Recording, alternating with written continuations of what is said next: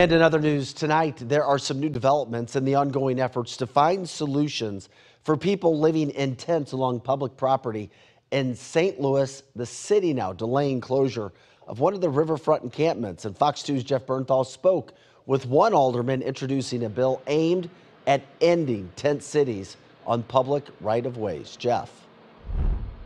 Yeah, safety is his concern, and there are also people who are helping the unhoused who believe that the city could be doing more to help and to address some of the underlying issues that lead to situations where people are living in tents along the River Des Peres here and in other parts of St. Louis.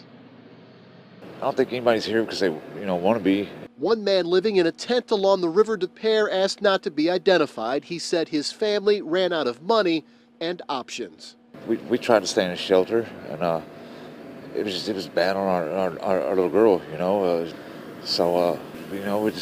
it's hard to find a place, Advocates for those without a place to stay believe the city should do more to help and address underlying issues leading to homelessness, such as behavioral health.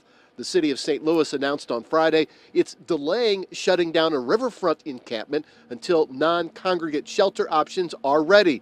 Safety concerns involving a location along I-44 will lead to the city closing that encampment. St. Louis Alderman Tom Oldenburg introduced the bill Friday aimed at ending tent cities on any public right-of-way. It's tough, right? I mean, the humanity of the situation is certainly not lost on me. I understand that homelessness and dealing with the unhoused is a problem that major cities are just going to have to grapple with. He says constituents have been contacting him with concerns. I've received numerous calls over the last month and a half about the concern that exists here. Oldenburg says his bill is all about safety. I mean, I think the idea is that you can't have a tent or an obstruction in a right-of-way where the city needs to get a piece of equipment in, where water may rise, or where other hazardous conditions could happen. He says the Board of Aldermen appropriated $18 million last year to help the unhoused. Advocates say the city has been slow to use available funds to help.